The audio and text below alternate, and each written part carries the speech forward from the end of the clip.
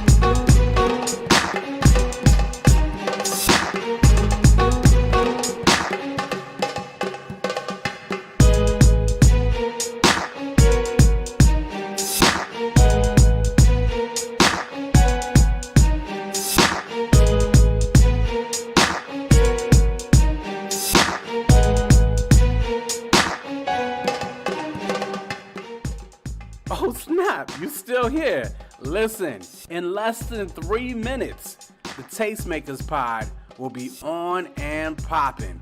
Don't miss Bree, Quote, Trish, and Corey talking about the hottest topics in culture. Again, less than 3 minutes. Make sure to stick with us.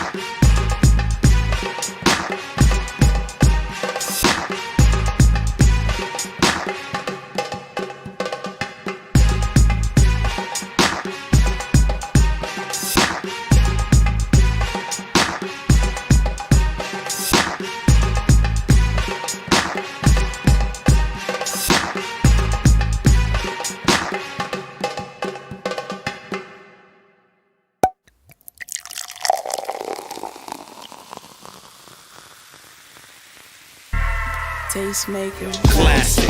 We do more than make a living, we make a life. When everything is dark, we are the light. We are the tastemakers. Aight. Let tomorrow tell the stories that we make tonight. I told y'all, patience is a virtue. This is what perseverance will get you. In just 60 seconds, you will be live with the Tastemakers pod. Again, appreciate you guys tuning in, and we'll see you soon. For the new tastemakers, sommeliers came out to play. Classics in the current day. For the movers and shakers. For the new tastemakers, sommeliers came out to play. Classics in the current day.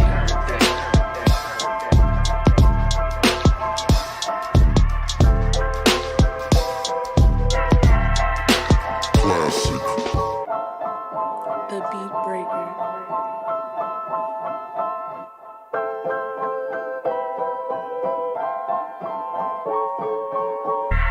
Tastemakers.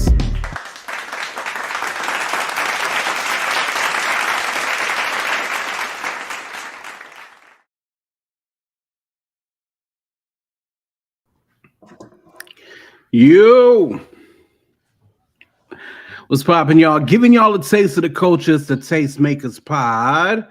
Right there is Trisha Bell. That's Light Skin Corey. That's Brina. They call me, quote, we are the Tastemakers, and we definitely appreciate you guys hanging out with us today.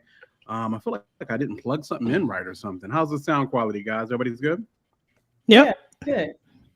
Yeah. Cool. Well, y'all know how we do. Definitely shout out to those already in the chat. And if you haven't gotten the chat yet, make sure to say hi and let us know exactly where you're repping and how's your night going. Shouts out to JR Storms in the chat, Kiera in the chat. What's popping off with everybody that's coming in? Just kind of giving it some time to breathe. As we do that, we're going to do what we do every week. We're going to see how's everybody doing. Starting with Brina Bree. Well, starting with Goss. My bad. I just got something I got to get off my chest. Oh boy. Y'all, you ever had those emotions that go from here to here and like you just have to take a breath after you have a moment? You know what I'm saying? Like, bruh. All right. So one of my female friends from church back in the day, I seen that she had a post on the internet, and she said, "Hey, I got a free ticket to the U.S. Open. First one to hit me up can get it." What? I said, "What? Let me get that." So I got that joint. She sent it. She sent it to me via Ticketmaster, and I got it right now in my possession. A ticket to the U.S. Open, right? So ain't that joint going on right now? No. Well, it's all week. Okay. So I got tickets for Friday. Okay. Wow. But the thing is, Serena has to win tonight in order to go watch it on Friday. You know what I'm saying? So Serena's playing the number 2 person in the country. You know what I'm saying? I come home, Serena won the joint. You feel me? Of course. Like fire, right? So I'm hyped. You know what I'm saying? I'm like, yo, I'm about to go see Serena. I don't even like tennis, but this is beyond tennis. This is bigger than tennis. Different. With Serena, it's different. Yeah, like I'm gonna go to New York and see Serena. Like, what are you talking about? Fact. So now, mind you, I know nothing about tennis. Okay, so the whole time while Serena's playing, I'm like, yo, so what's the score? Is she winning? Does that mean that she got it? Like, I have no clue about the scoring method, about how she wins, how many sets they have, rounds. I don't know nothing about tennis. Funny. All I know is Serena. Wow. Okay. Right. So he texts me, because my homie's from New York. He's been to the U.S. Open. Shout out to Shaq. Right. So Shaq says, yo, so where your seats at? So I go check the tickets. I say, yo, I'm in Grandstaff, seat 9, row 4, like section V or something like that. Right. He's like, yo, Serena's playing in Arthur Ashe. She's not playing in Grandstaff. Oh, so apparently there's like a whole lot of different stadiums in the U.S. Open. Wow. And Serena's not going to be playing at the stadium that I got tickets to. you should have asked before you got them tickets. First of all. Nah. Like, if someone says, quote, I'm going to give you tickets to the NBA Finals, you're not thinking. But that's different. Let me make sure. It's a matter of knowing the sport, though. If you know the sport, That's true. Actually, I don't know. I'm not actually. You know what? I can't even do you on that because I didn't necessarily know this either. And I'm not gonna say I followed tennis, but I've watched enough Williams sisters matches in the last 20 years to but I still wouldn't have known it was at a different stadium either. So I had no clue. I thought they all played at one stadium. I thought all the matches were at one stadium. Yeah, but they trying to tell me that I should still go because they're saying it's a good experience. It's the U.S. Open. You should still go. That's facts.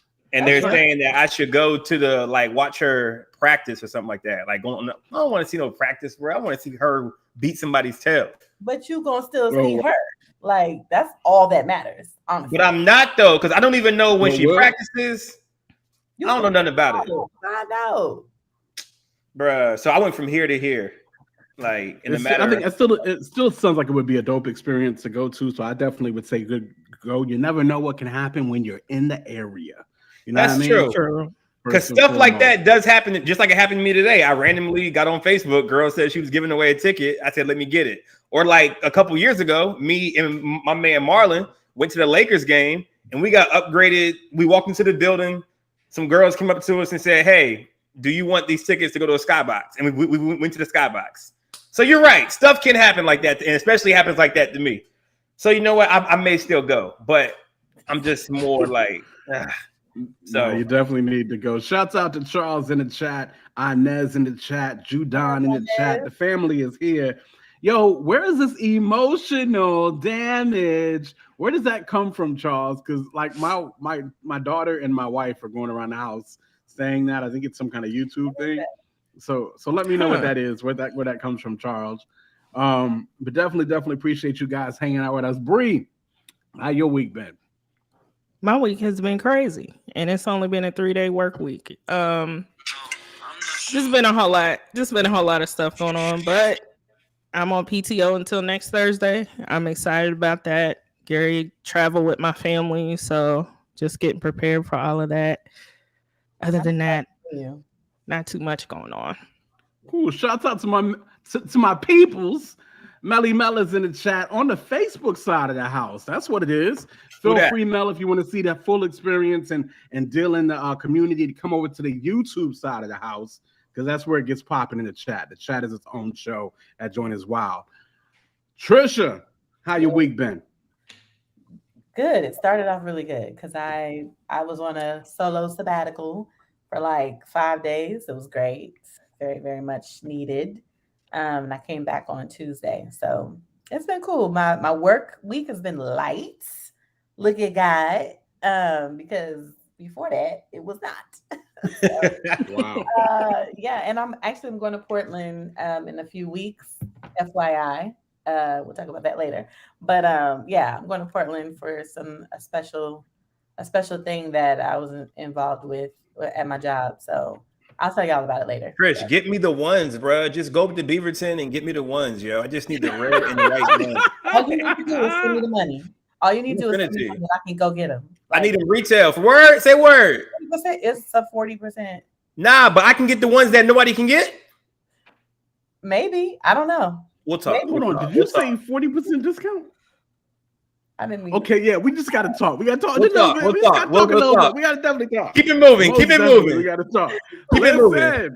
Listen. Y'all know how we do, y'all. We are fresh, grown, Black, and Christian. It's the Tastemakers Pod. Make sure to like and subscribe. Tell a neighbor, tell a friend what it is we do it here every Wednesday night at 10 o'clock. Melly Meldon found her way over to the YouTube side of the house. That's what it is.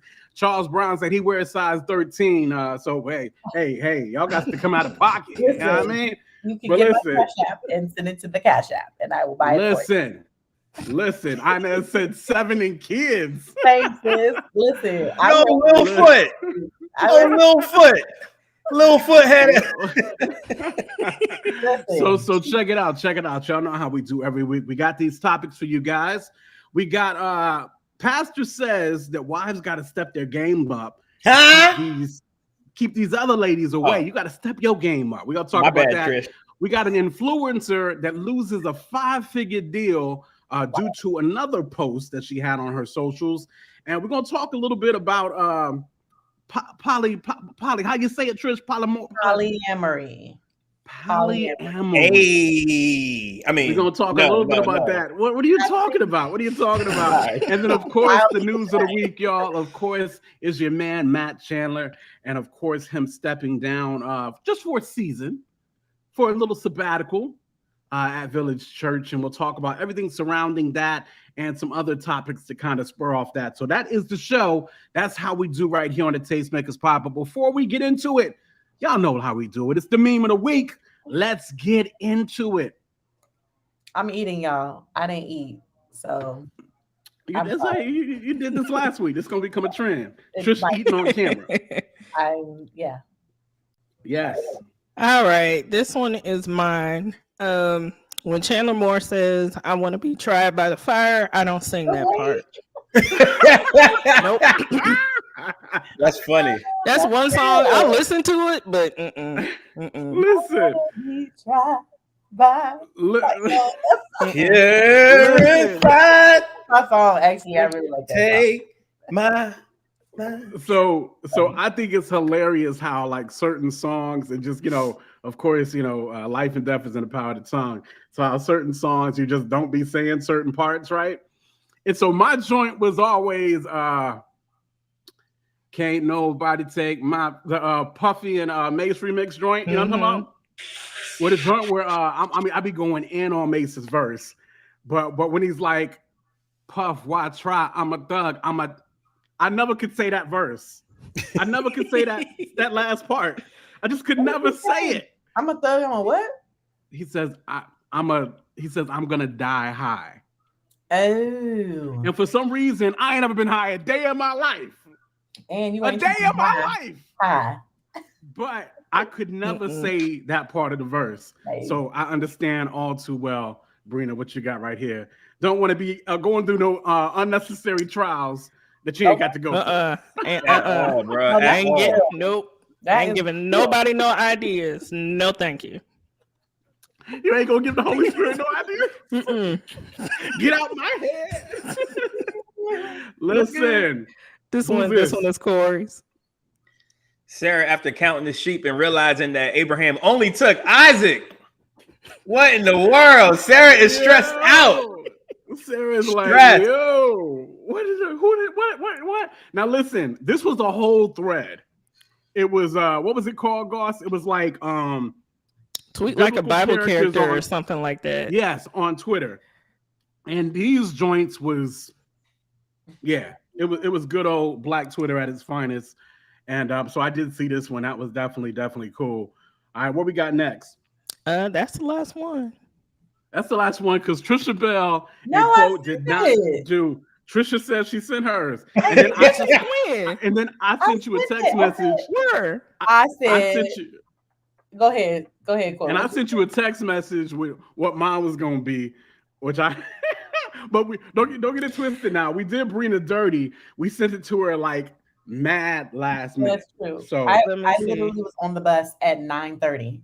I was like, oh my gosh, please. Yeah, you might have sent it at 9:30. I think I just sent that to her like while we've just been talking. Yeah. So I didn't. I had no idea. My bad. It's fine. Listen, we normally make sure we get the meme of the weeks in early, but it's been one of them kind of days today. Today has been a little interesting, a little extra. So definitely. Matter of fact, y'all just make sure to pray for my family. Please do. Pray for my family. Yep. But yeah, so that's what it is. We're gonna keep it going, Bree, or we're gonna go on to the joint, Bree, or you think you got him real quick? Oh, I know. Oh no, you good. You good. And that would be your memes of the week right here on the Tastemakers Pod. So again, let's get into these topics, y'all. For sure. Starting with the pastor saying that wives need to step up their game, that no woman should be able to tempt your husband because you should be doing the most. You know what I mean? Like she come around and you're like, no, I'm good. I got this. I'm here. I'm already doing everything like that. Hit that video real quick, Brie. An odor that is irresistible to him. My God. And when that heifer comes around, everything is turning. All the men in the house are scared right now. And all the wives are looking around. Want to find out who's the heifer with the scent. It ought to be you. Y'all ain't hearing what I'm saying. You ought to get bad enough, glory to God, to excrete an odor, an aroma, and a scent that keeps your nigga's nose wide open. Y'all ain't, I didn't get no amen out of it. To keep his nose wide open.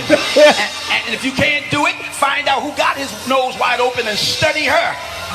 And after you learn what she learned, kill her so you can take the position back in your own life. I can't get no help in here. Some of you was going to join and say, I ain't joining that crazy church. You better.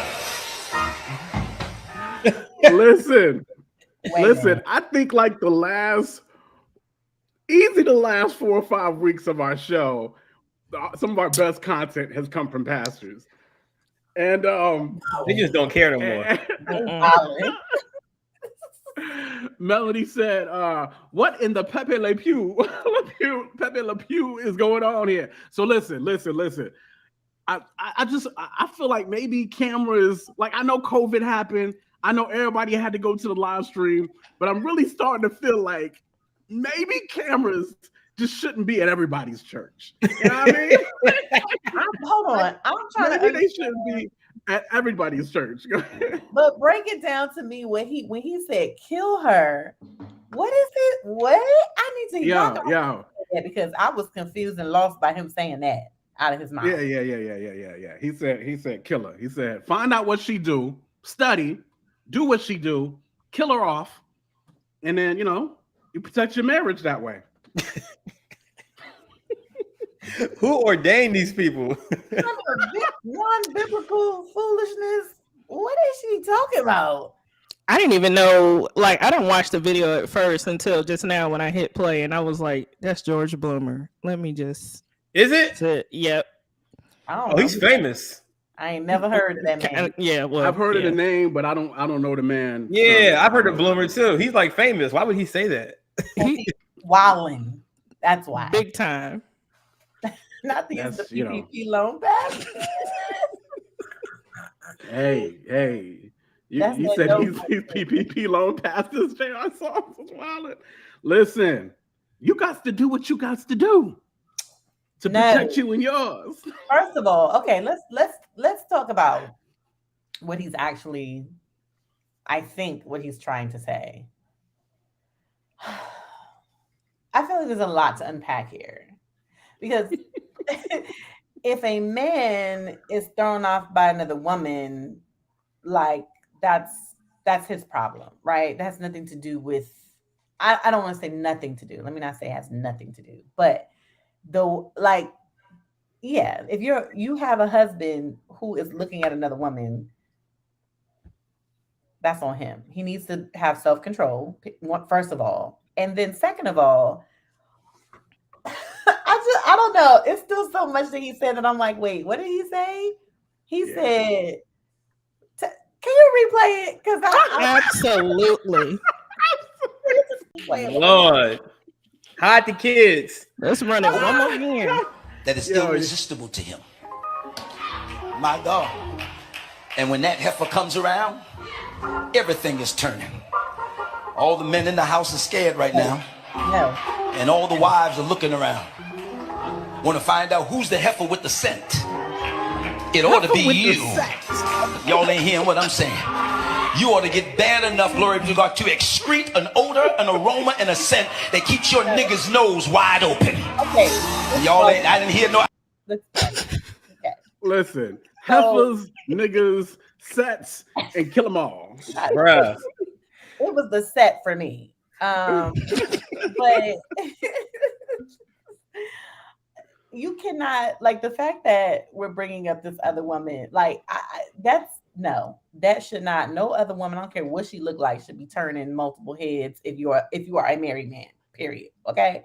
Second of all, like, I as a wife, like, I will say this. I do believe that you should keep your man, like, you should be, you know what I mean? Like, keep up with yourself, make sure you're giving him what he likes, what he enjoys. Because that's what I think it's a good thing to do. You know, that's part of serving him. You know, as your spouse, you're like, how can I serve you? What do you enjoy? You know what I mean? Whatever you like. Whatever you like. And vice versa. You know what I'm saying? It goes both ways. It's not just about the woman, you know, doing whatever. It's like, all right, like, my husband do what I like too. You know what I'm saying? Yeah, but this philosophy here is just, it's trash. Now, I'm not super mad at the philosophy, but I may be upset with the way that he delivered it. You feel me? Because we all know, typically, when you say things to people, it's not necessarily what you're saying is bad, but it's how you say it. Right. So now let me unpack this real quick. One time, you understand me. All right. So here has been my issue for a long time, because this is one of the reasons why I am single and satisfied, as my brother what's the boy from Cleveland say? What's your boy's name? Swoop? R.A. Vernon. R.A. Vernon. Yeah. Oh, Trish don't like R.A. I don't even know who that is. Who is that? Oh, you were shaking your head like I'm familiar with Vernon. Yeah. Oh, I thought you were shaking your head as if you didn't like him. Go for a screen. No. All right. So you know, when what he's saying necessarily, I believe, is what you were saying, Trish, where it's okay to make sure that you know, doing what you got to do what your man or what your woman likes. Now, I've always been told when I say this that I have unrealistic expectations, and I don't think I do. And I don't think I do. Right. Okay. They always tell me I'm looking for a unicorn. What are we talking about here? They always tell me that I'm looking for a unicorn. I'm looking for something that doesn't exist. Blah blah blah. And you know what I always tell them? That is fine, because I'm not that thirsty to get married if I can't get what I want. Like, I'd rather be single than be unhappy because I know it's not really what I want, but I'm just getting married just to be married. So I can agree with what he's saying, because in order for, like, usually you got to keep them with what you get them with. You know what I'm saying? So for somebody to get me, I'm going to need you to keep doing what you did to get me. You know what I'm saying? To get my attention. Like, oh, snap. What's up? What's popping? And don't think, oh, I got this ring, so now I can just look any kind of way. Because that's not how the game goes. You know what I'm saying? Okay. I think it's not fair. It's going to be moments, though, because it's going to be moments when you ain't looking up to par. Nah, that's not. Let me tell you why. Because, listen, let me tell you. Because if I act the same way that I act when I'm single, as far as, hey, I'm going out, I got to look presentable. I want to make sure I look nice. I want to make sure I look good, right? So when I meet whoever, or end up whoever I meet is going to be my wife, now I'm doing that even double more time, because I want her to always be looking at me and not be looking at some other dude. So I already take great care of myself when it comes to me, how I look, the way I dress, how I approach people and things like that. I got you. So now when I find somebody that I really want to look good for, what? I'm out of here. I'm about to go to the gym 10 days a week. I'm about to go, you know what I'm saying? Like, I'm going crazy. Like, we getting the manis, we getting the petties, like, fam, like, you know what I'm saying? We getting everything, because, listen, I want you to always know, listen, I'm going to look good for you, because this is what I do, because I value, the person that you met, and I'm going to want to be that person. Now, there may be a biological advantage that men have. I will give y'all that, because, when men get older, we tend to, look better when we get older. You feel me? Like, it's just part of the game, I feel like. You know what I'm saying? So, and we know, and we know girls, they have babies, they have, different kind of things that that change the game up a little bit, and that's respectable. That's cool. But I know women as well too, who have all these things, and they still make it a point to make sure that they look good for their husband, because they know, hey, yes, I had a baby. Yes, I've had whatever, whatever things that make women's body changes and things like that. But I feel like some women make it seem like it's impossible to do that. And they're like, no, I just had this, so I can't do that. No, you can. If you really want to. Okay, hold on. Let's pause on that. All right. You really can't speak for the women, okay? Not in this situation. No, this is what a woman told me. Well, I am going to tell you. First of all wemen are not a monolith, so no. That's a good point. What I'm saying is, can y'all hear me? My mic good? Yeah, we hear you. Yeah, when life hits. What does that mean? What does that mean? When you have a baby, when you're sick and throwing up all day, every day, you're pregnant, you can't get up, you can't walk, you walk and you vomit. You are not thinking about what you look like. Oh, you're not. saying. So, right. I'm not saying that. And then hold on, Goss, you ain't had no sisters either, though, did you? Nah, all brothers. Yeah, me neither. All brothers. I got a mom though. Yeah, and I had a mom too. I got a mom too. I got a mother who had 3 kids. You understand me? But what I found out is there'll be a lot of things going on with women folk. Women got a lot of stuff going on. You know what I mean? That we don't have no real insight in until you go through. From having kids to possible postpartum to menopause to there's just so many levels of different things that seem to change up in the cycle of a woman. You know what I mean? Yeah. Just the menstrual cycle in general. You know what I mean? Like it's so many things that until I got married, I ain't even really. I was like, oh dang, y'all. No, I don't even have to be married to understand that fact. Like I know that just from women that I know who are married and women I know who are females who have babies, and just by me having friends that are females. Okay. So yes, that's a fact too. But then there's also a fact too that they're just like Trish said, women are not a monolith. So in my head, it's like, is there a difference like that? Hey, shorty over here did it. Shorty over here can't do it. And I'm not saying this is how I think or this is how I view this whole entire situation. But I'm saying if one person does it, does that make it possible for the other person to do it? Possibly.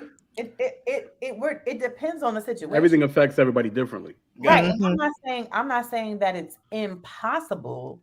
What I'm saying is if I've been breastfeeding a child or two all day, every day for a whole year or for months, whatever. Like it's my husband is not expecting me to like show up like, the way that I used to show up. You know what I mean? Like at that moment in time. Now he knows I'm gonna show up when it's time to show up. You know what I mean? When it's like, okay, I'm feeling it. I'm feeling like myself. I done shedded some weight. It's different. Yeah, I got you. Scenarios, whatever. Even if I haven't shed the weight, like if I'm here to show up, I'm gonna show up. But some guys like the weight, so that's cool. Yes, but what I'm saying is some women don't, and they don't feel confident enough to like, do what they do. You know what I mean? And that depends. I think that depends on what the guy likes. Because I know girls. I mean, I know guys that are like, "Yo, don't lose that weight. I like that." So, but listen though, you got to listen to what Trish is saying though. It really don't really matter what the guy like. It's really, I mean, and I say matter. I say that loosely. I'm saying a guy could be like, "Babe, you look wonderful every day," and if she don't feel like she look wonderful, it's a whole nother world going on in your head. Her head. Ask my husband. That man has always said I look beautiful, even at my ugliest. Okay. Yeah. And I'd be like, I hear you, babe. But however, I don't feel that way. You know what I mean? But going back to what you were saying, it's not, I don't think that women feel like it's impossible all the time, but sometimes, baby blues comes along and they're depressed and they don't know why. And they don't know how to get out of that. Listen, man. Like that's a whole nother conversation. You know what I mean? Like, there are certain things that go on after having a baby that can cause you to just you just don't have the capacity. So I don't know. Gotcha. See, and I don't think that's probably why I probably just need to be single. Because I don't think I'm ready for all that, bro. Like I'd rather just be single, bro, than have because I think it's because I take marriage so seriously, and because I know what marriage means, and it's the commitment. And it's the thick, thin, better for worse type deal.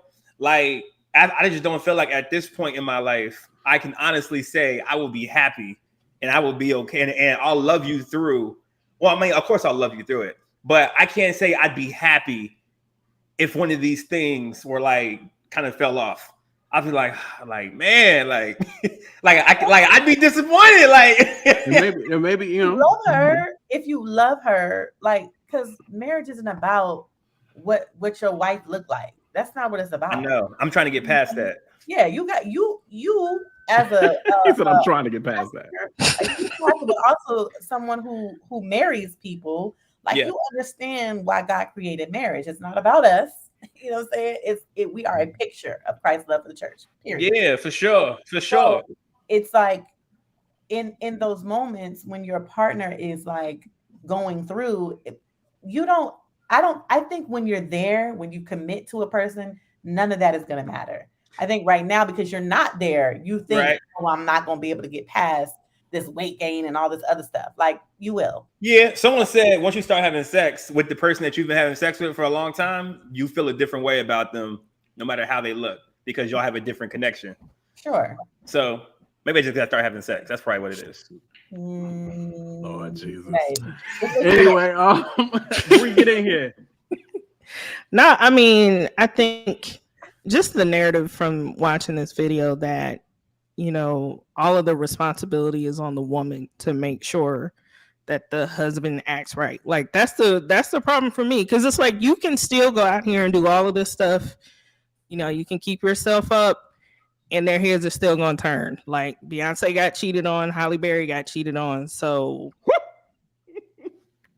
just saying. But we be dropping them, yo. They did gather them. I mean, I'm just saying, it's like it's not on the wife to make sure that the husband's self-control is intact. And I think saying like this message coming from the pulpit is just it's a little dangerous. It can get a little dangerous. My bad, Bree. Were you finished before I? Yep. Yeah, you know how you. I know how you do. You come in and you drop the bombs and you go back out. So, listen.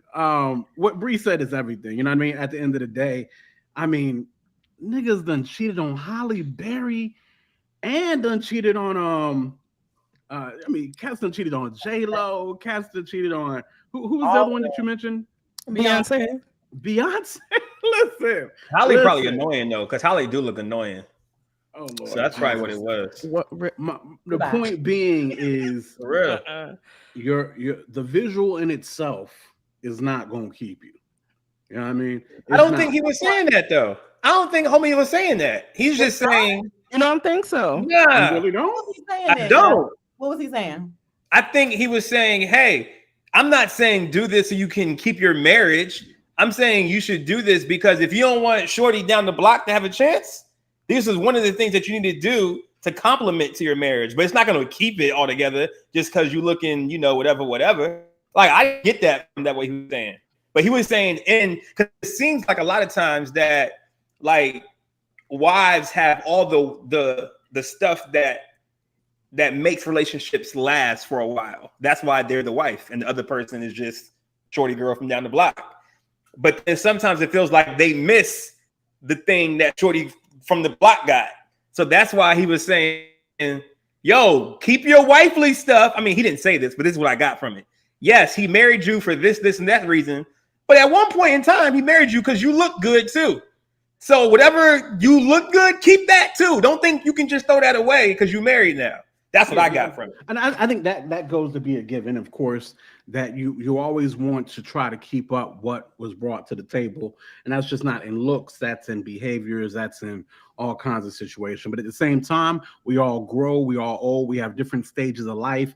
And the person that you married 20, 30 years ago, the person that you married 9, 10 years ago, ain't always the same person that's in your face at that time, because we all just change and we grow and we become a lot of times new people. Lo and behold, if you get saved while being married, that's a whole nother situation right there as well. But ultimately, I can get the heart of what he was saying, right? I think we all can get the heart of what he's saying. I think it was Jada Pinkett, maybe not the best example, but Jada Pinkett, who was like, she saw Will taking a notice to Beyonce at one point. What? So she really, yeah. So she would actually wear her hair different, or boom, boom, boom, like B, or whatever the case may be, just to kind of, that's what's up. That's whatever what's the case up. May be. And I so, that's their marriage. I ain't saying they the standard by no means. She did what she felt like her man was low key being attracted to. First of all, let me tell you something. If my husband is over here talking about he liking Meg the Stallion and how she look, y'all about to make me cuss on this here thing. Why, Trish? What you mean? Why? I'm not Megan the Stallion. You ain't married no Meg the Stallion. But he's not asking you to be Meg. And if that's what But what I'm comparing the analogy that I just said, with Jada and oh, he was looking at Beyonce. Oh, well, let me get Beyonce here. No, because I am not Beyonce. Like, it don't matter if I have the hair or not. I am not her. This is like, that's crazy. What we talking about? Come on now. Hey, whatever you gotta do. I don't know. I don't know that it's crazy, but at the same time, I don't. It's not something that I would expect from everybody, right? Jada, I think most men look at that and they're like, "Oh, that's kind of dope." The way that she, decided to play that, play that out. But like I said, I'm not saying it's crazy. I'm also just not saying that's nowhere near should be the expectation of women, of wives. Is so. I mean, listen, even the reverse of it though. Like, and of course, yeah, and the reverse of it never. If comes my up, wife right? liked whoever. No. All right. If she can go get whoever. No, she can't. Nah, she can't. She can't though. That's the thing. That's my point. That's my point. You will never be whoever she looking at. Well, she likes a firefighter. Be satisfied with what you have. What if she likes change occupations? You changing occupations, Goss? No, I'm just saying. What if she likes a firefighter and I'm a rapper? You know what I'm saying? But she likes firefighters for the reasons that I guess they in shape. You know what I'm saying? They're looked at as manly and whatever. Listen, I'm going to go work out. I'm going to do what I got to do so that I can look like your firefighter that you said you like. Because, no. I don't think nothing's wrong with it. Okay. Listen, at the end of the day, it's whatever works for those two people involved in the marriage. Whatever keeps their thing going is what's popping. You know what I mean? At the same time. So ultimately, yes, you want to keep up for your spouse, wife or husband, whatever the case may be, just because that's a good look. You know what I mean? And that looks at this is not just about looks. You know what I mean? This is about behavior. This is about treatment, compliments, yada yada yada. I think it was my pastor actually was just talking about the 5 love languages, and you don't want the shorty at the office, giving him the compliments and whatever, and then he get home and then all you could do is talk down. I'm about to say, because I'm trying to think, I might be that dude at the office giving the compliments. Because like, but unintentionally though. I be doing it unintentionally though. But you know what? I have, as a married woman. Well, hold on. I'm sorry, and I'm not Trish. You telling me you out here complimenting married women? Yeah. Is that a problem? I think you might need to be careful with that. I would say be careful. Be careful. I'm not saying stop. I'm not saying don't, but I'm saying be careful. All right, so quote, because the more that y'all are talking about it, this is a good point. This may be a learning lesson for me, because I don't know what she's getting or not getting from homie at the crib, and he may have never compliment her. You know what I'm saying? So that's a good point. So should I just not compliment? That's a point. Because I'm always telling somebody that their shoes is dope, that their hairstyle's popping, and that, I see you out here, come through with the blah blah blah. Which I don't think there's anything wrong with that, because I have had many compliments from married men. Okay, I've been married. Okay, and there were most of them I did not feel away. 2 of them I did feel away, but that's a whole nother conversation. I was like, you're real specific. We are all in our Matt Chandler conversation, by the way. I was like, dang, we should segue this into the Matt Chandler situation, because this would be really, really great. But yes, I agree. I think you do have to be careful with that type of stuff. But I don't think there's anything wrong with complimenting anyone. It's just how you do it. Yeah. I compliment the pastor's wife all the time. If you're doing it like you said you were doing it, I think you're good as well. So what's the wrong way to do it? It was very playful. There's another way to compliment. Girl, you're looking good today. That might be. Yeah. I definitely said that before.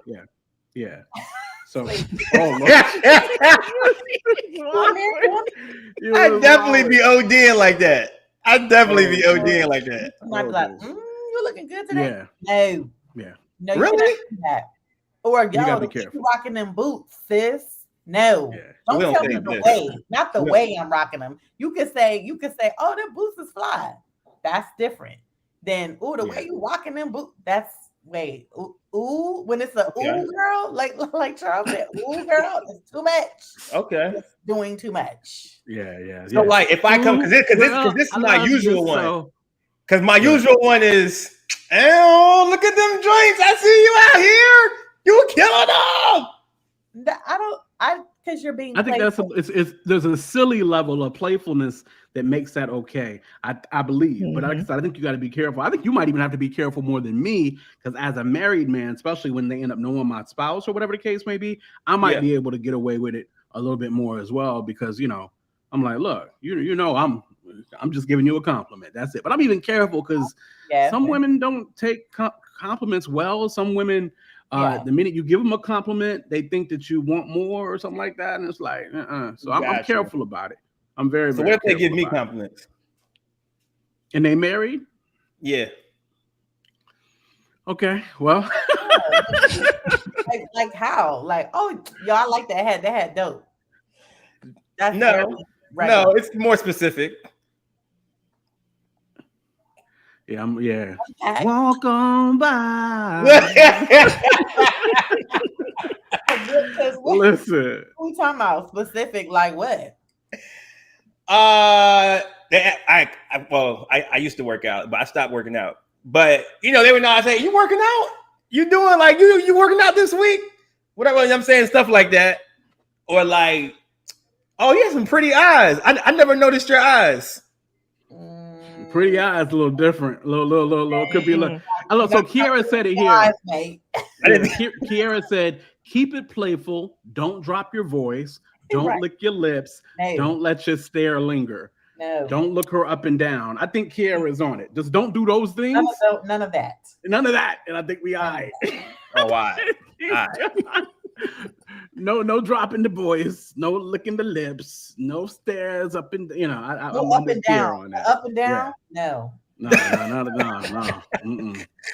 Not at all. Man, we are all up in our Matt Chandler conversation, but I'm not ready to hit Matt Chandler like quite yet. Yeah, I can't believe this conversation has actually lasted as long as it has. But ultimately, well, even the levels of self-control and stuff like that, I mean, that's all the Matt Chandler conversation as well. But yeah, ultimately, we can't put the whole onus on women to make sure that men don't cheat.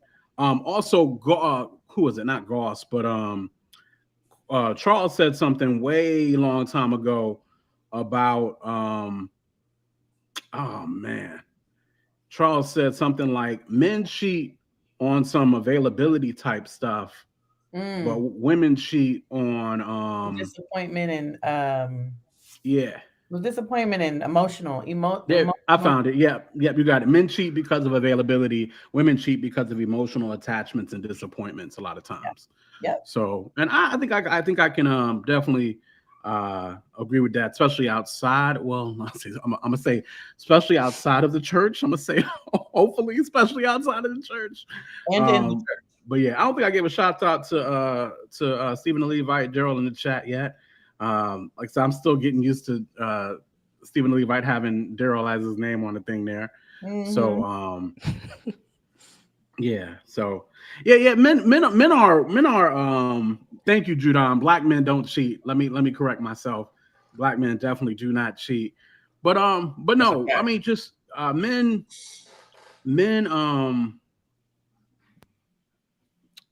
men have to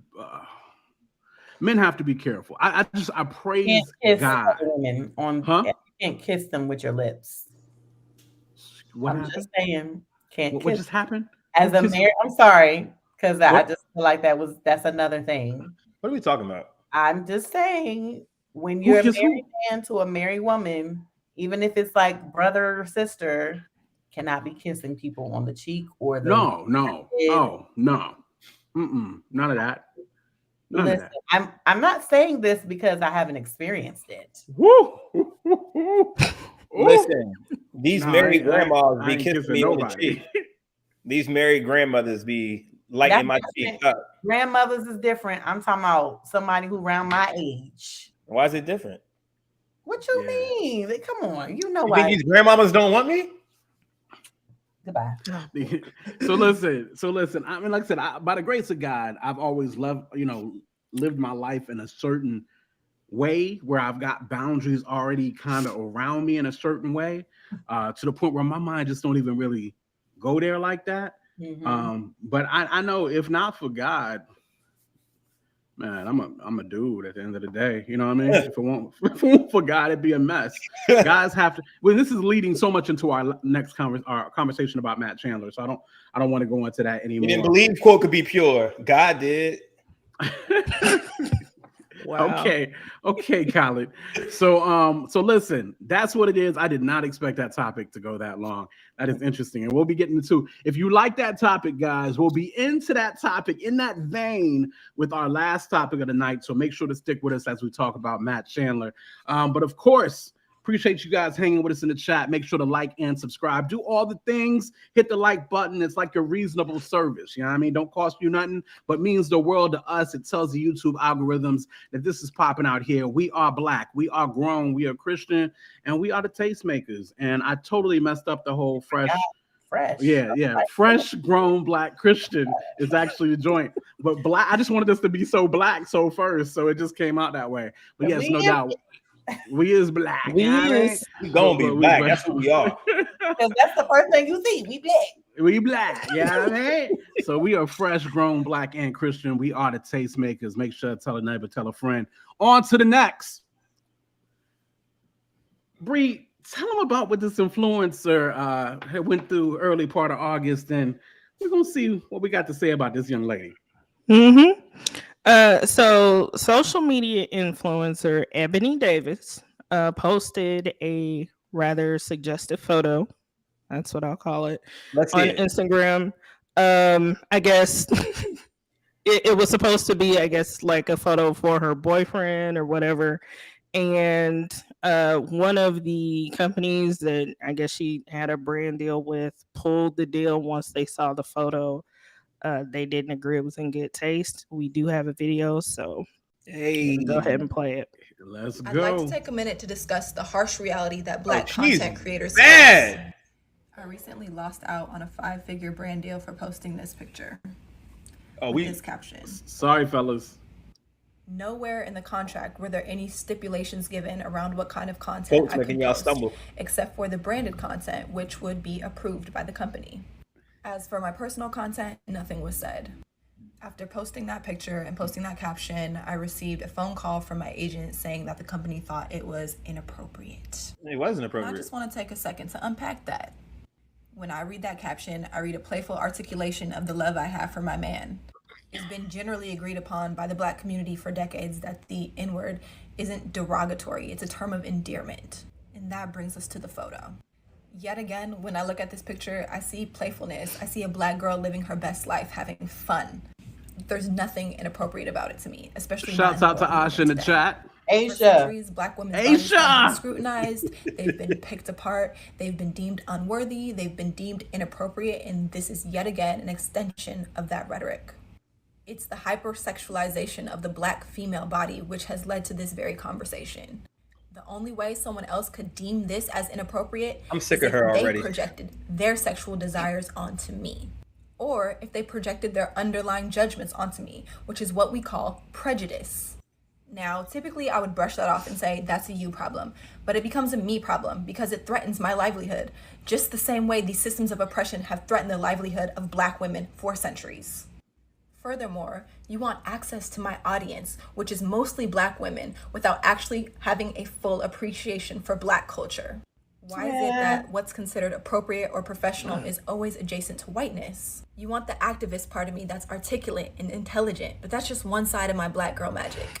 Because the other side of me knows how to turn up and throw this ass. And that's what I'm gonna do.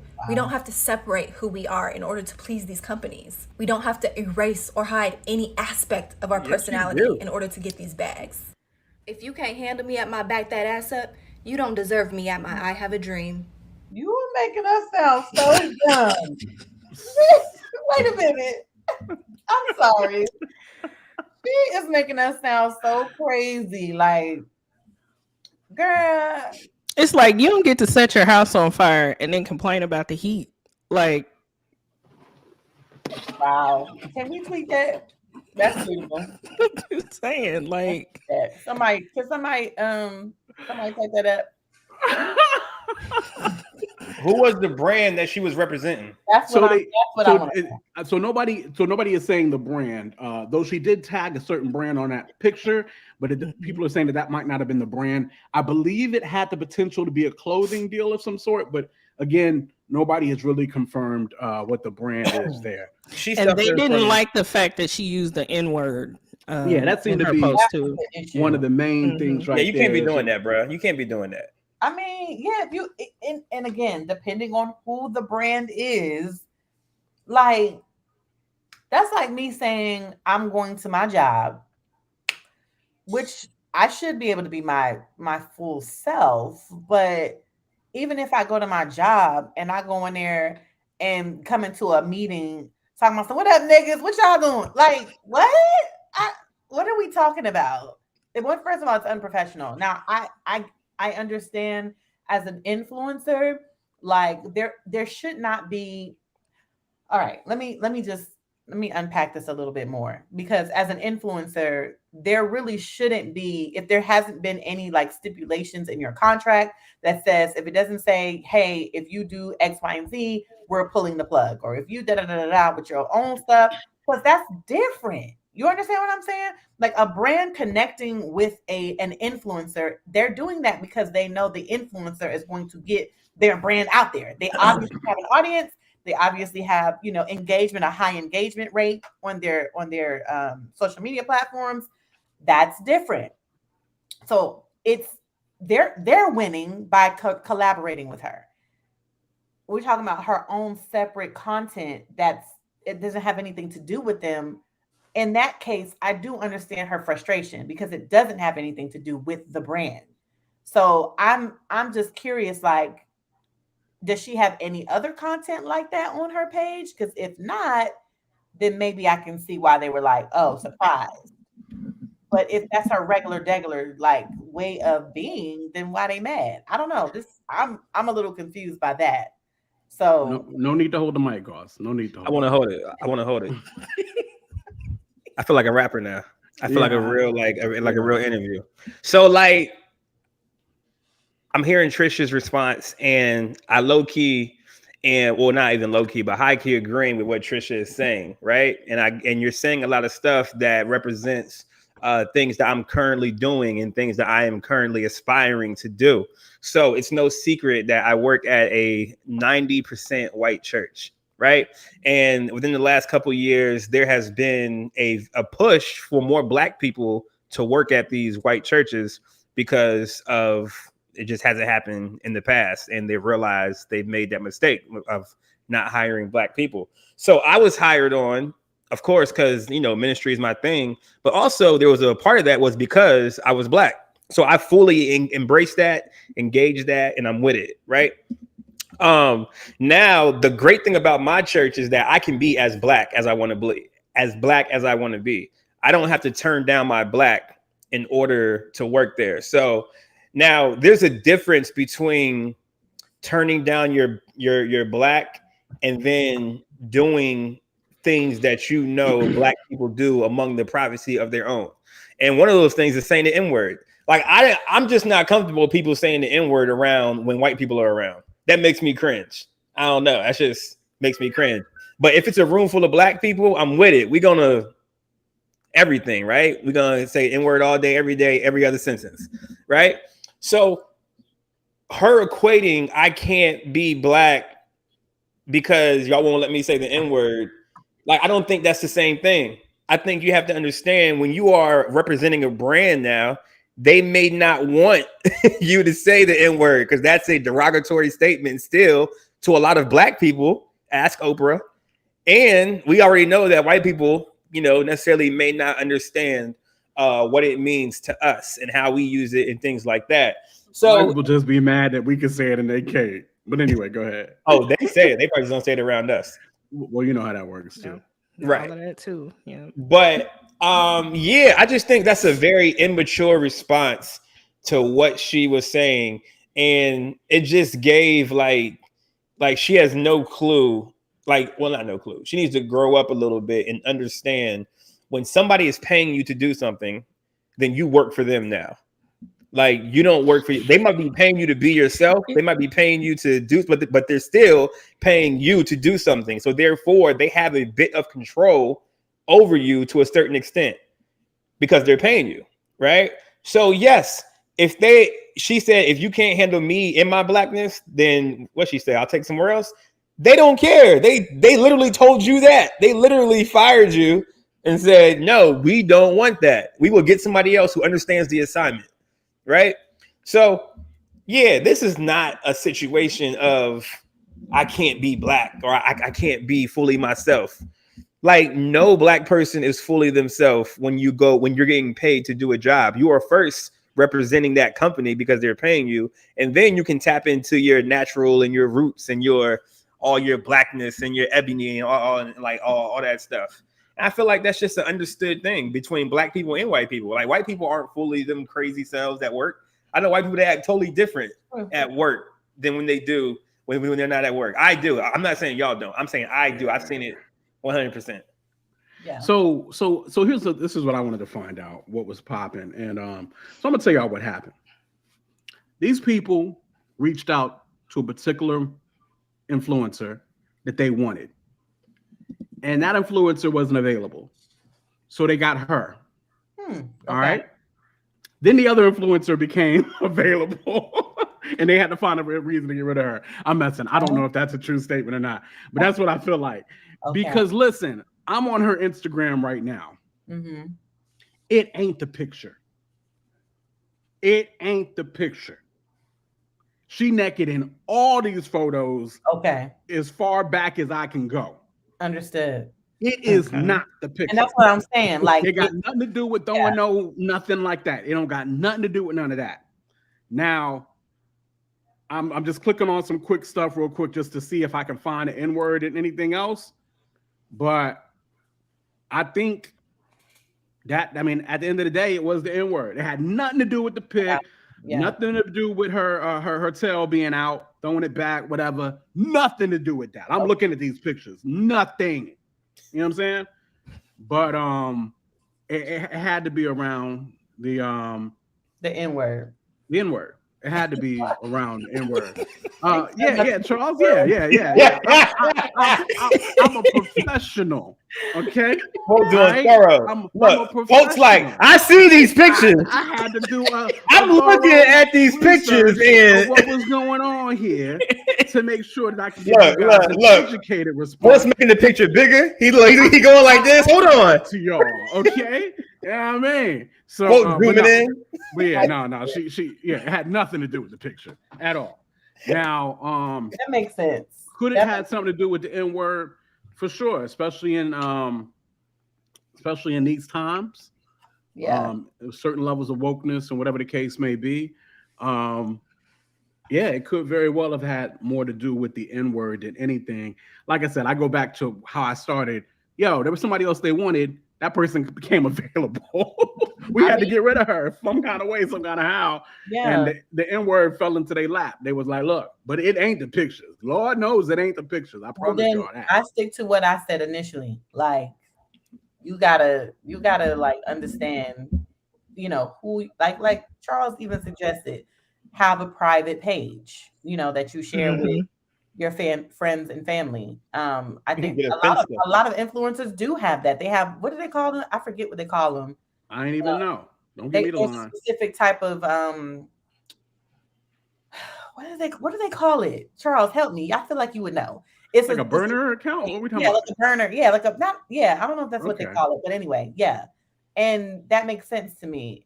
But yeah, I feel like she was just doing a little bit too much, and I don't know. It's an interesting situation. I would try to shout you out, but I would really murder your name. So I'm not even gonna try to shout you out. But I appreciate you being in the chat. Go with it. Sound it out. Yes. Thank you so much for being here with us. Appreciate it. I'm notorious for just murdering names. It's just what I do.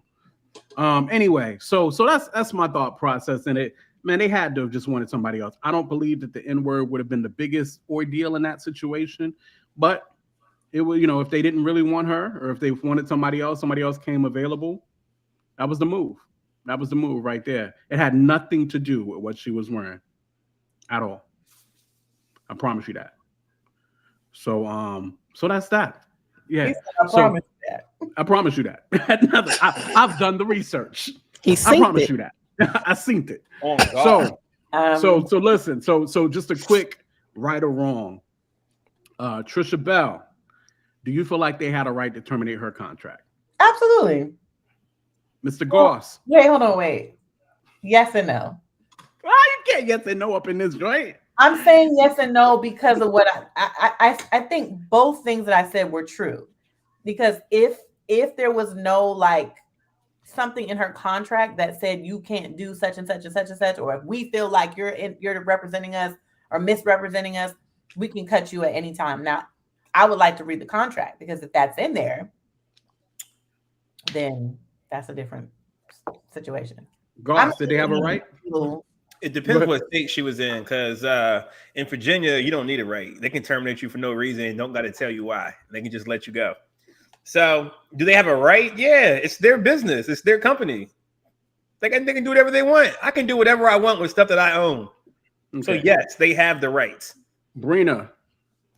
Yep, I agree with Trish and Corey. Like, they absolutely had that right. Like, cancel culture is still a real thing. People are scared, of any little thing. So you're going to see stuff like that. Okay. And do we feel like this had anything to do with her being a Black creative? I mean, obviously they wanted her because she was a Black creative. So do we feel like that had anything really to do with it at all? No. I don't think so. Okay. Cool beans. Ooh, speak. My bad. Goss, I looked as a married man. I looked. Oh, you were somewhere else. Never mind. I just realized you were somewhere else. I'm not even gonna bring it up. Yeah, I was. Yeah. So keeping it moving. Courtney's prayer tonight, bro. Keeping it moving. Trisha, this polyamory. Talk about it. This dude said Polyamory. He did. I was hungry. It sounded like calamari. Let him use you. we did him with the let him use you. She did. That's okay. Okay. So boom. Teyana is like the brand ambassador for Bumble. Bumble is a dating app, right? And ran by women, by the way. And so I saw the interview that she did with Jidenna. Am I saying his name right? Jidenna? Jidenna? Yeah. Jidenna and Joey. Badass. Yeah. His full name, you know what I'm saying? And so I didn't realize that Jidenna was actually like he was, into polyamory. Anyway, they were talking about it and a lot came up. So, they were really just breaking down what that meant and how he's been living his polyamorous life. He is exclusive to one woman right now, but they do like these agreements and these rituals that they do every Monday or every month or something. Every month, yes, the rituals. They're naked and they take in the elements of whoever, I don't know, some spiritual foolishness. I don't know. I'm sorry. Let me be respectful. Spiritual things. Foolishness. And so Joey, they interviewed Joey and they interviewed this other woman who is a Bumble app. She's a Premier. She has a Premier account. Is that what? Yes. Yeah. And she, not monthly orgies. No, it's not like that. With the way they were explaining it and breaking it down, it's not really like that. But anyway, so I'm sure it leads to that though. But anyway, she was talking about how she uses Bumble in the like polyamory way, like that you could put that you are polyamorous and you could do all these, put your preferences. And she was talking about how she was can we just play the video? Because I'm saying a lot. I wouldn't have to play the whole video, but I don't know if there's we got a little clip. Okay, cool. lot of people is more so in love with the idea of it. It's not easy. I had 2 girlfriends, 3 broken hearts in one relationship. I've described myself as polyamorous before. I've used the term ethical non-monogamy. But at the end of the day, what I realized from it is I believe in agreements. So off top, it's important to tell that to somebody, because if you don't, you end up with somebody who's not compatible with you. So you have all this chemistry, but you don't have compatibility. And people confuse the two. What are y'all thoughts on this polyamory? Do you think would you consider? I know the answer, but like, what do you think about how people are because there's a lot of people who are into this right now. There is. Even Christians. I was driving. Whoa! Yeah. Well, what they called I know a few personally. She called herself a Christian, and she said that she was in a polyamorous relationship. 100%. She was had went to seminary, and she was into it, and she was saying all the things, how it's, everyone should try it. I said, y'all be acting like seminary is the devil now. I mean, seminary is on some other stuff, but anyway, it is. Yeah, I mean, or is it? Yes, let's read off the definition. They defined it a lot in that interview. If you just want to watch it, it's on YouTube. But yeah, based on the definition, and be honest with you guys, it was too many definitions. There's too many. That's one thing about the whole interview, and I watched the whole joint because, again, I'm a professional, and there's no one concrete way to define it. Yeah, there's many different paths to this, or in this per se. Yeah. And they defined those many different paths, and there's some book that's like the Polyamory Bible that they read. Yeah. It was slutty. What was slutty something? Slutty vegan. It was like slutty integrity girl or something like that. We don't want to give y'all the book because we don't really. Yeah, we don't need y'all in that at all. You're right. Thank you. My apologies. Trying to give cats the source material, but listen. The Christian thing just threw me off for a whole loop. Listen, man, I understand worldly cats wanting to do this because at the end of the day, carnal cats is going to be carnal. Yeah. And, if you could find a way to get away with regular threesomes, I'm sure. We know that Paul has described people as carnal Christians. So it's not just carnality cats who aren't know Jesus, but there are Christians, like Trish said, who know Jesus and still want to do this, and they can still be Christians. And they can still that's true. That is true. That is. Let's be clear. As carnal Christians, so therefore, and I can guarantee you, in 2022, there's a justification for it somehow, some way. Because in the Bible, they could be like, "Well, in the Bible." Hey, look, I ain't gonna hold you. Who was I talking to? Was it Chosen Change the World? What you saying? It might have been Chosen Change the World. Quote knows Chosen. And it was like, I forgot the argument. So the argument was that when did it switch over that we can't have more than one wife in the Bible? When did that get said that you can't do it? And then I told them that, in scripture, in the Timothy, was it Timothy or one of those scriptures, it tells us, you got to have a woman or be a man of one wife. But then it was like, well, that's only the qualifications for an elder. That's not saying regular Christians. So there was like, where in the Bible did it switch over that we can't have multiple wives? I had no answer. But as far as switching over, it's always been one man, one woman. Tell Solomon that. Tell Solomon that. But you see how much trouble that got him into, though. God always said what he wanted, and then there are people who just did whatever. And so because you have people that just do whatever, it doesn't mean that God's intent changed. It's just a lot of people made bad decisions. Like the issues that Jacob, Leah, and Rachel had, that whole dynamic was just off. So how could that be? That's not the perfect situation that God would want. You got two people fighting for the affection of one man. That's not. Now, I am not here to agree with Jidenna. and I'm not here necessarily to say that he is right, but I'm just playing angel's advocate. Okay, and I'm just gonna be on the other side real quick. You so Christian, you changed it. Change the game. I'm just gonna be on the other side real quick because all the problems and you're saying it's not working out, boom, boom, boom. All that stuff happens in monogamous relationships too. For sure, it does. And divorce is divorce at an all-time high in the church, and it's just crazy. And I'm not saying that I've seen more examples of people where it's worked out who have been in multiple relationships, but I think Jidenna did say something that was key, where he was like, you have to have an agreement and you have to have and understand what you're opening yourself up to and what you're saying, okay, I'm willing to do this or I'm not willing to do this type thing. Because if you don't have the agreement, now there's gonna be different sides of feelings and different sides of whatever. So like, and then, compatibility, like he said, was important too. If it's, again, I'm not agreeing with him, but in the unchurched unbeliever mindset, you do what works for you. So if they feel like this works for them, that's what they're doing. Now, do I think Christians should do this? Absolutely not.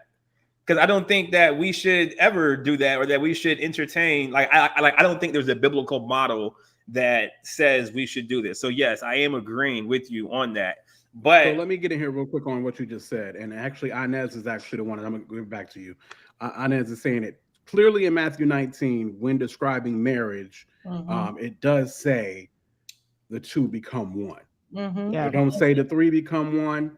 It don't be. It's two become one. Yeah. So that's definitely a man shall leave his mother and father and cleave to his wife, not his wives. Little Mo said the marriage bed's undefiled. She can do whatever she wants. That's Little Mo did say that, and the scripture does say the marriage bed is undefiled. Jesus. So that's a whole nother. I think that's a semi-valid argument. Because the Bible is also clear about what is okay and what is not okay. Like, we're talking about biblical principles. Like, come on now. Like, no. Y'all know how much stuff we do on this show that necessarily wouldn't be okay? Like, no. Huh? We're not in here. We're not being sinful. How are we being sinful? Well, it's not a matter of just being sinful. I think not sinful, but it's from a perception standpoint. Some people would easily look at the Tastemakers and Pod and be like, "Y'all talk about too much of anything, or whatever the case may be, or whatever." Like, how does this uplift Jesus? Conversations that need to be had, obviously. I'm like, what? That's on them. That's their problem. And that's how people feel about this situation. Well, that's on them. That's their problem. This different. All right. Yeah. No, I definitely, like I said, two become one. That's definitely where I'm gonna go with it. That's what I believe we're looking at as far as a marriage goes. That just seemed like a lot to please two women. Come on, man. That seemed like a whole lot. I could not be no second wife. Period. Absolutely not. No. That is a negative because I'm not fighting nobody. Like I would. You know what I'm saying? Like, it just because I would. Yeah. Like I said, I definitely think when I look at it, even what the world is doing with it, I do believe it's just a carnal attempt to get what you want at the end of the day.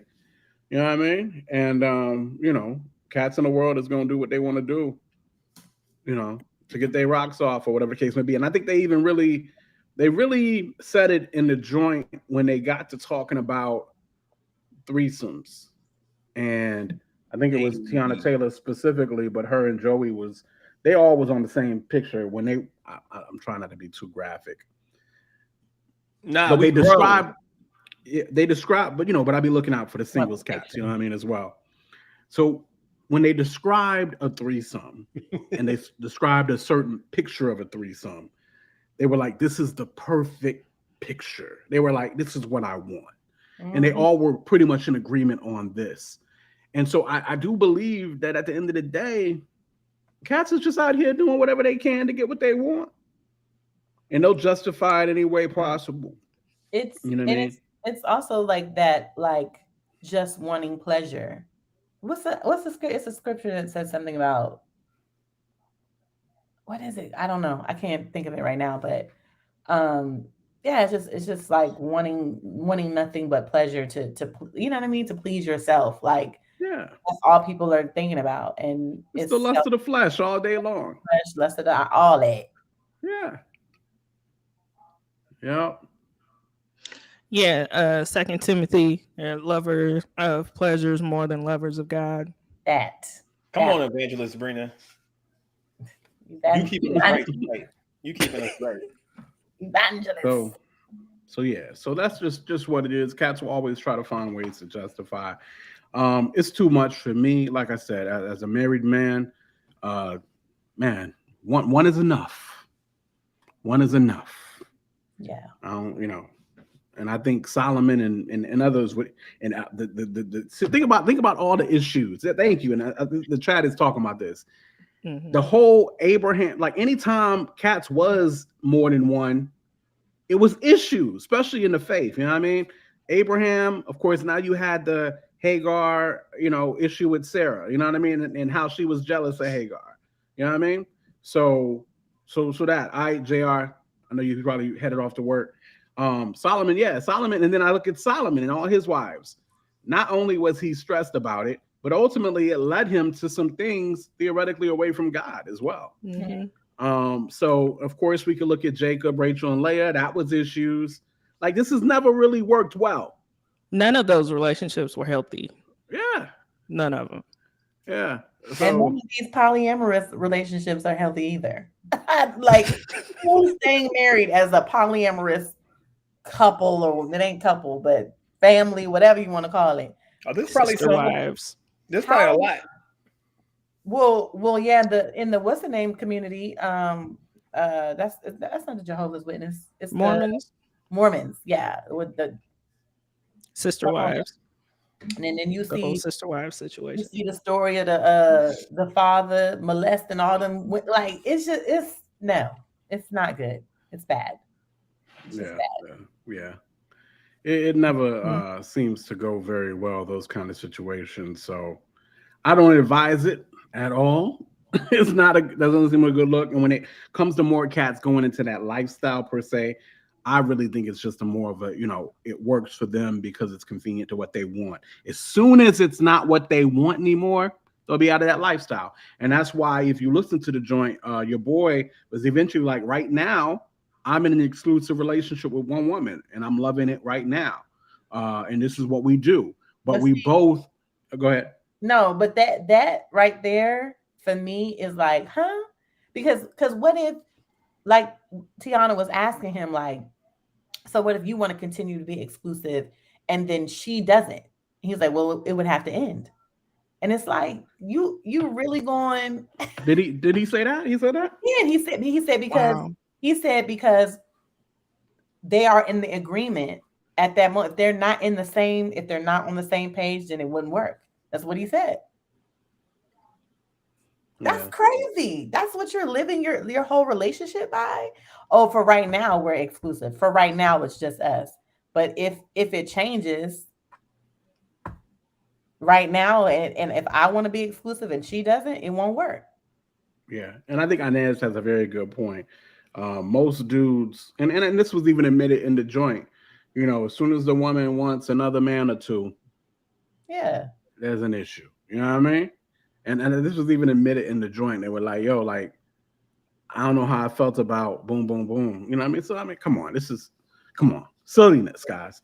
But again, cats will do what they want to do, and they will justify whatever they choose to justify. It's lust of the flesh all day long. Yeah. So, moving on to the last topic, kind of getting back to the first topic.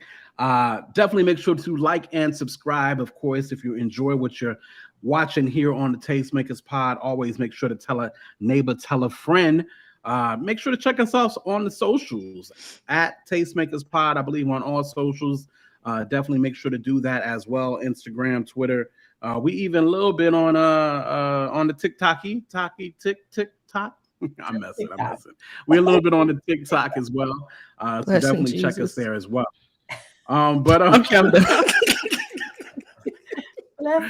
Listen, Listen, so your man Matt Chandler. Huh? It's been the news of the week. Corey, talk to him a little bit. Tell him what's popping. Listen here, ladies and gentlemen. What's happening?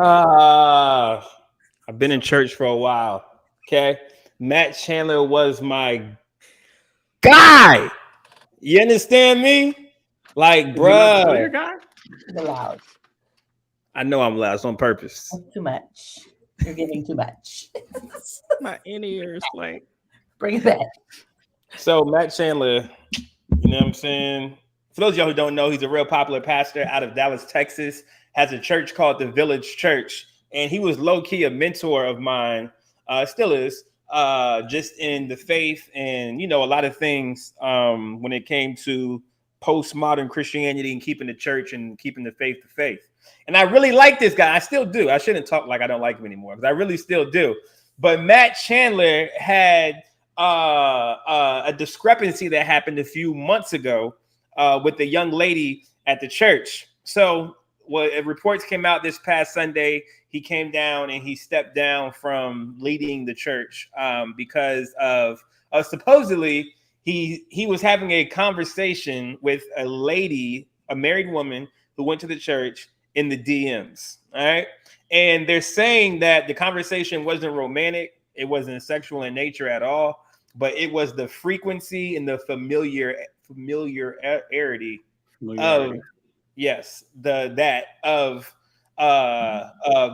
the conversations that the elders thought that this was necessarily something for him to step down for. Now, and both spouses knew about the conversation. Correct. Matt Chandler's wife knew about it, as well as the lady's husband knew about it. Okay. Right. Now, this happened Sunday, and today is Wednesday. So, of course, everybody blows up. It goes crazy. Twitter's popping. You know what I'm saying? I see Matt Chandler trending on Twitter, and I'm like, yo, this is big news, right? Like, even outside of church. So then more stuff starts to come out, and because of the ambiguity of the situation, people, of course, jump to their own conclusions. And then when you don't know the full story, your brain fills in the blanks for you. And also, it's funny how you let a narrative control your moral compass now. So now because the narrative hasn't been set, or because nobody knows exactly what happened, all this stuff blows up. And now all this wild stuff starts to come out about Matt Chandler, about how he's 6 years older than his wife, and they met at camp, and he was the camp pastor, and his wife was the camper, and she was supposedly like 16, 17, and he was like 23 or something like that when they first met. And he said, "That's not what? Yes, it is. 17 and 23." Okay. So I mean, allegedly like that. So like they were trying to use that narrative as like he's been grooming, right? Because usually when people fall, it's a sexual reason, even though they said in the statement it was not sexual or it was not romantic. It was something completely different. I think when we think about pastors falling, we always think we go to the sexual narrative because that's usually what it is. Sure. So then more stuff comes out, and this guy named Preston Sprinkle, he is the leading voice on LGBTQ issues in the church, and he has a conference that Matt Chandler is speaking at next month. So he put out a statement today, and he said, "Hey, I talked to Matt, and I got some more information about what's going on."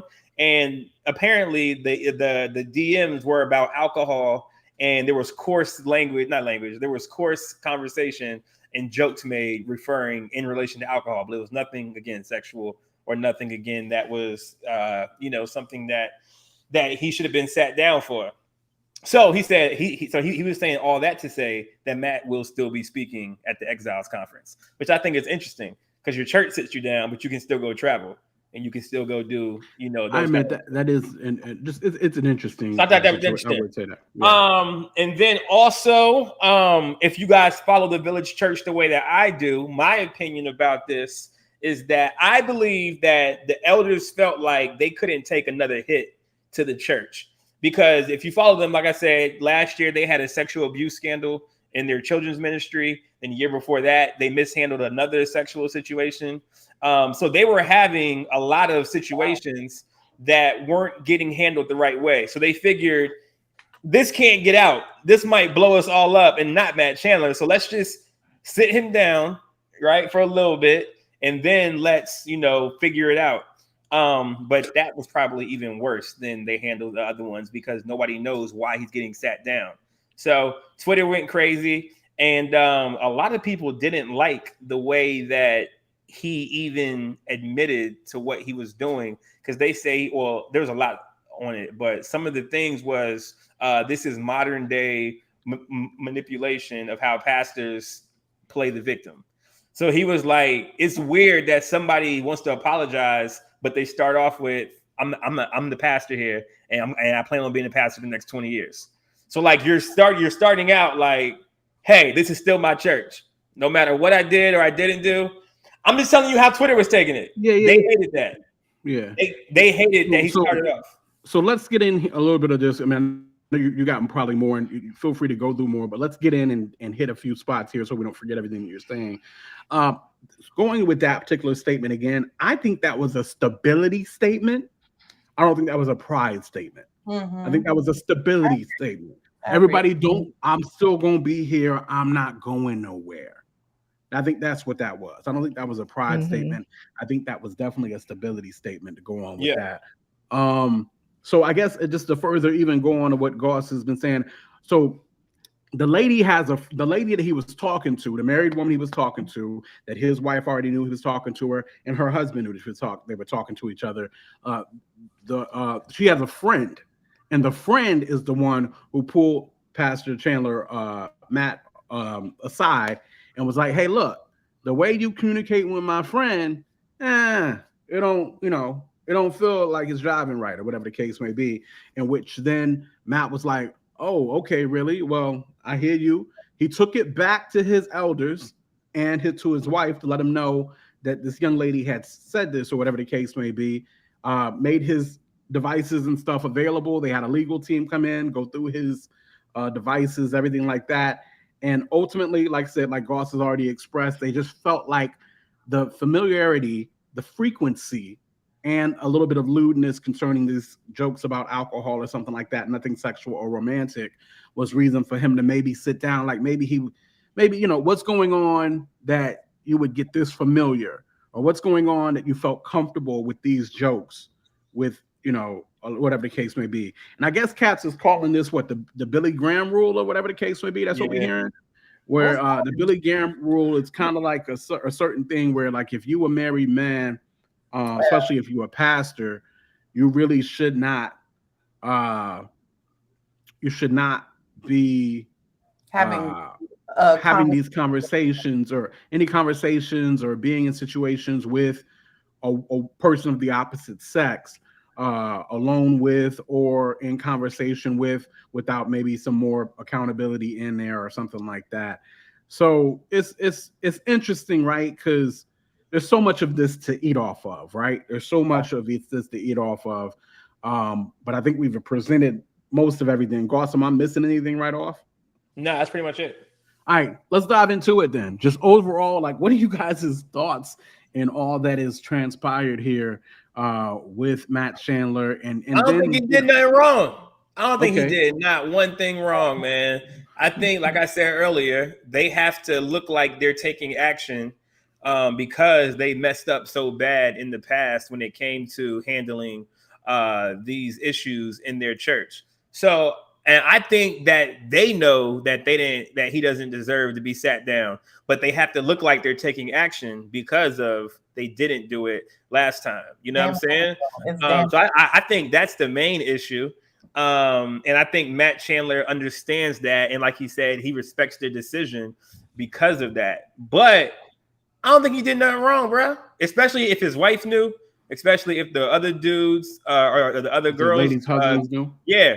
And then the girl was like, there's nothing you did wrong at all here. Like, she didn't feel any kind of way. She didn't feel like it was that little nosy girl who was, just felt like, I don't like you talking to her like that. Yeah.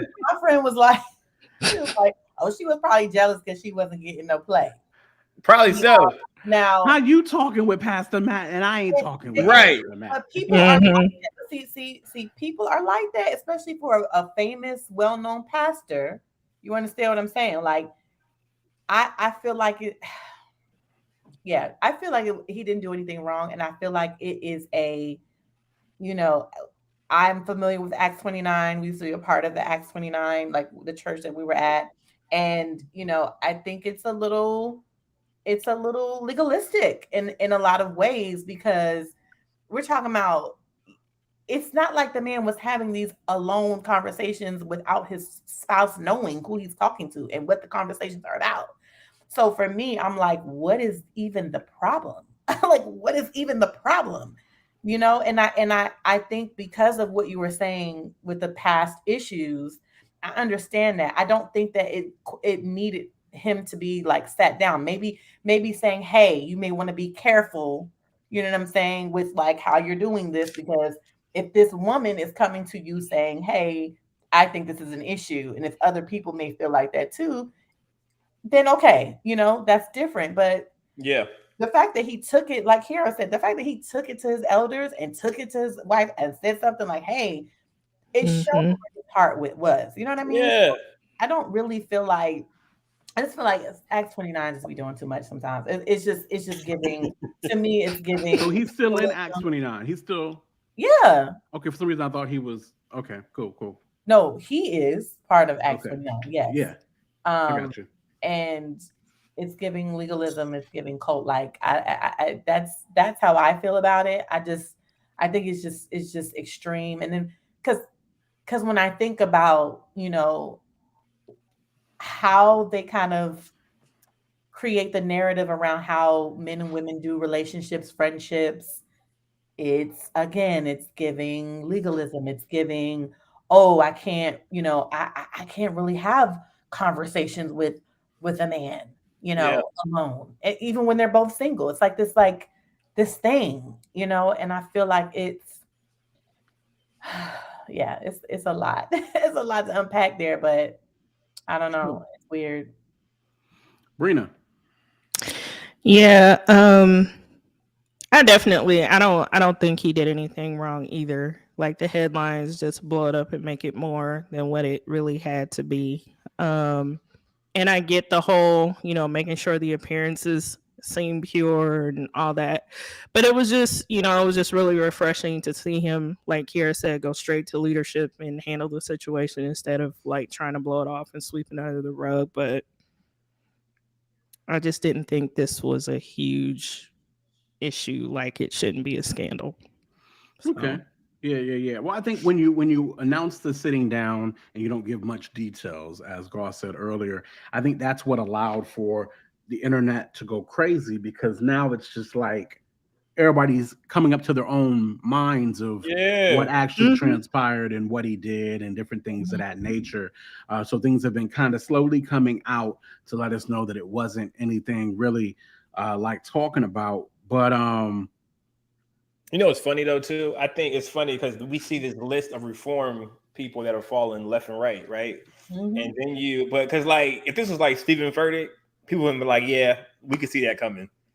But like, you know what I'm saying? Yeah. But like these cats like Stephen Furtick's, the Robert Madu's, you know what I'm saying? Like they out here like, look at y'all, like, you know what I'm saying? But it's these reform cats that are falling one by one, the Chandlers, the Driscolls, fanatics, like, you know what I'm saying? Like, I think that has something to do.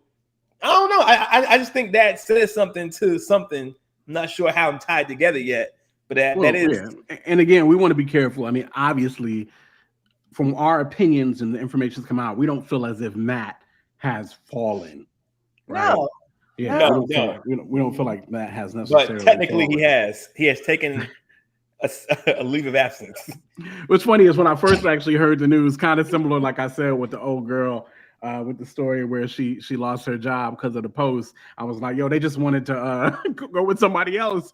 I kind of felt like this one. I felt like, yo, Matt just tired. Like, he just needed a sabbatical. I was being silly, right? But just saying that's kind of what it feels like, just because, this is a lot. It's a lot for nothing. You know what I mean?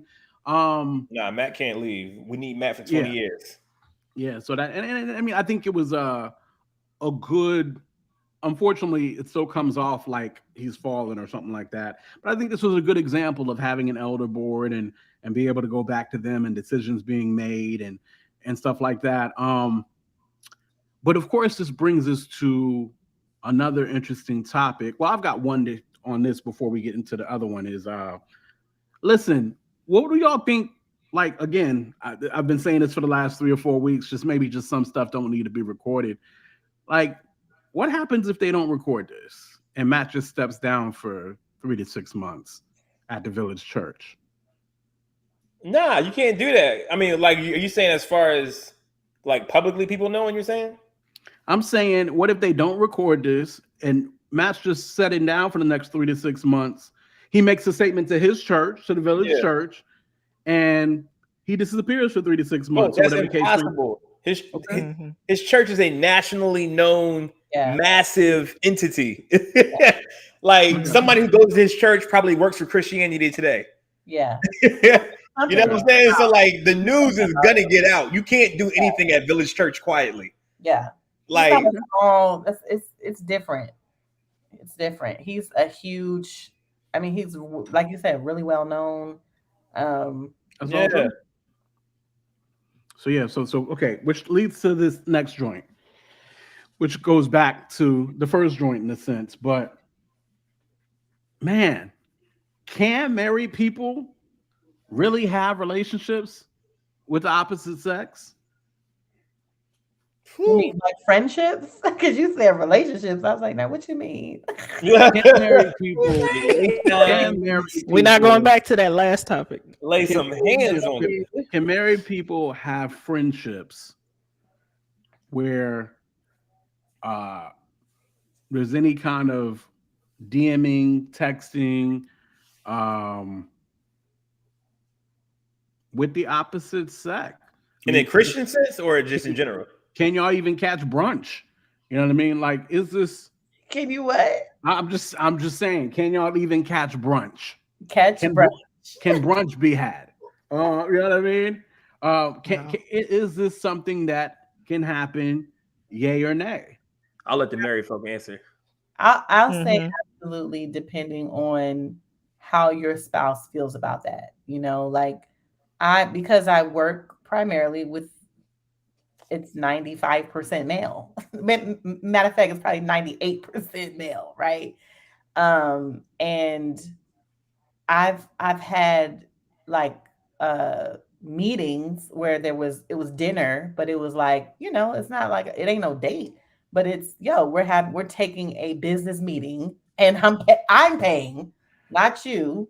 You know what I'm saying? Like if it's somebody on my team, I'm paying for the dinner, right? It's not a date. Your husband said brunch is a date. I didn't say brunch. I said dinner. Why is brunch more notorious than dinner, guys?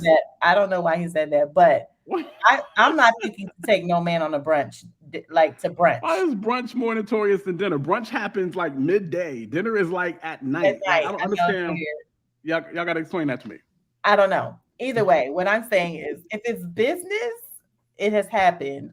However, my husband trusts me, but we are different.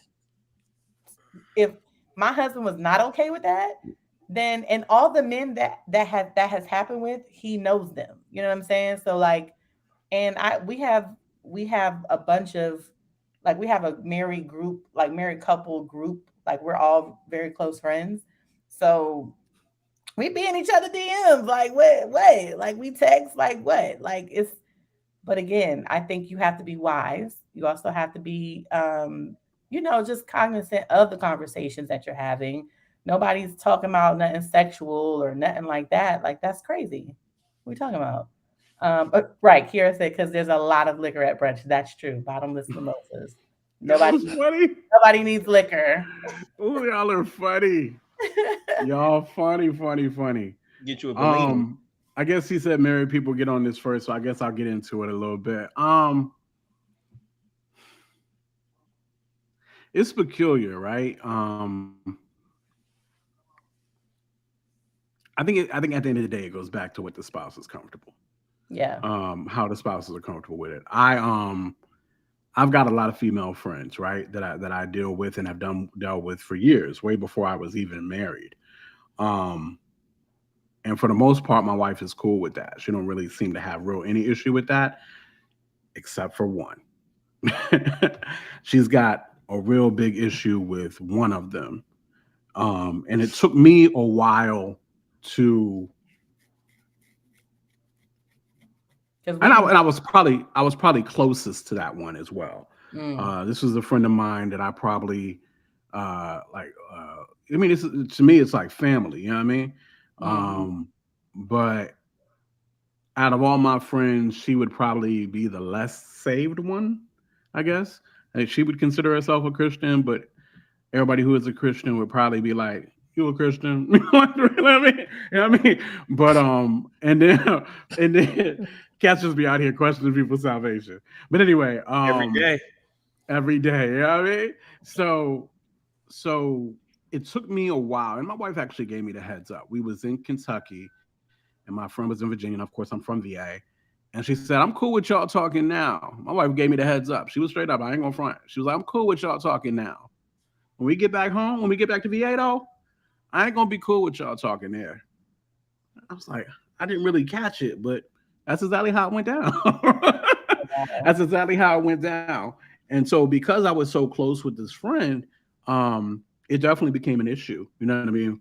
Because it was hard for me to like her child is my goddaughter, and it was hard for me to find this level of separation or whatever the case may be with an individual that had been in my life, my oldest friend, you know what I mean? Or whatever the case may be.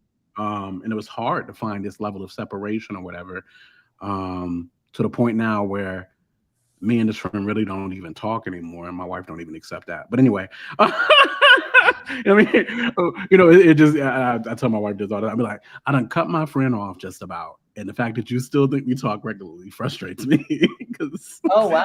So she still thinks that you talk to her regularly? Yeah. Yeah. I've met her. I maybe talked to her. Different conversation. Yeah. Maybe twice but I will say as a husband, it took me a while to accept that. It took me longer than it should have to accept that my wife was uncomfortable with this relationship and you need to pull back. Yeah. It took me way longer than it should have to accept that. So I've probably only really pulled back in the course of the last couple of years. To the point where we maybe talked, me and my friend, maybe twice in the last year, whatever the case may be, where we used to talk 3 times a week easy, you know what I mean? So yeah, so it's it's touch and go. I think it's just between the married people have to decide who they're comfortable with and who they aren't comfortable with, and I think that's how it has to go. I have a question about that. Was your friend? Did she try to develop a friendship with your wife? So we tried to make that. We tried to force that. We tried to push that out, but it never really clicked necessarily. And I'll be honest with you. I mean, this ain't the first. Even before I was married, I've always dated. I've always had a bunch of girlfriends, and this was always the friend that even the girlfriends had an issue with. Nobody liked how close this friend was to me and how close we were. Wow. So that might be a her thing. Your friend, like maybe it's something that they saw that you just wasn't seeing or something. Who knows? I don't know. Yeah. But I'm sorry, not to cut you off, I'm sorry, real quick. Kiara mentioned when she's like, around married men, she acts like a whole dude. She didn't say dude, she said. But I tend to do that as well. Like honestly, like a lot of my brothers, they're my bros. Like bro, like that's just my personality. I'm very friendly to everyone. So it's not just like, oh, just with men. It's like, no, that's how I am with everyone. Like I'm going to be the same with Goss as I am with anybody else. You see what I'm saying? Like I think it's just who I am. But I do turn up a little bit on the bro Like, nah, yeah, like it's just different conversation that happens that comes out of me. B plus feeling my pain. He said, I was mad naive and my wife put me on game and let me know which women I should be careful around. He said it took him mad longer too. But yeah. I mean, at the end of the day, you've got to do you've got to do what you and your wife or you and your spouse are comfortable with, whatever the case may be. At the same time, it's very hard to cut off certain friendships. It's very hard. I mean, especially if you've known them for a long time or forever. Different things of that nature. But I mean, to the single folk, to Brina, the Goss, if you were married, and do you think that you could still continue to talk to guy friends or same thing with women? How do y'all feel like that? Well, I mean, I think in anything, I think like the Holy Spirit will let you know like what you would need to cut, if you need to make any changes or anything like that. But I think it's perfectly fine if you have a healthy friendship with somebody that you could consider a brother or a sister, and that's how you see them. Like, it's possible. Like, I have friends like that now. But yeah, I think if there's somebody else that noticed, like if your spouse says, I'm uncomfortable with this, then I would have to cut it then. But I don't know, that's kind of a tough one. It's not tough. For me, it depends on how keep grabbing that emotionally mic. comfortable. Put that mic down. And then what you're not catching, Goss, is every time you grab the mic, it makes a noise too. Yes. It's making a grab the mic noise, just FYI. I'll just hold it then. No. Down. Hey, y'all told me that to put it down, right? You gotta get a mic stand. I'll be grabbing the stand like this, like, all right, let me talk. You ain't got to wrestle the mic. Yeah, get it. So it depends on how much my girl is it girlfriend or marriage situation? Let's say, I mean, for your situation, we'll say both, but let's answer both, girlfriend and married. So, well, it'd be the same answer. I don't know why I asked that. Okay. So I think it will depend on how much she understands how much I'm into her, so that I can play when I say stuff the way that I do about the other girls who are my friends, and I'll explain that. So I always just think every girl likes me. That's just how I feel, right? Now, most times I be playing because I know in a real world every single girl doesn't like me. That's a but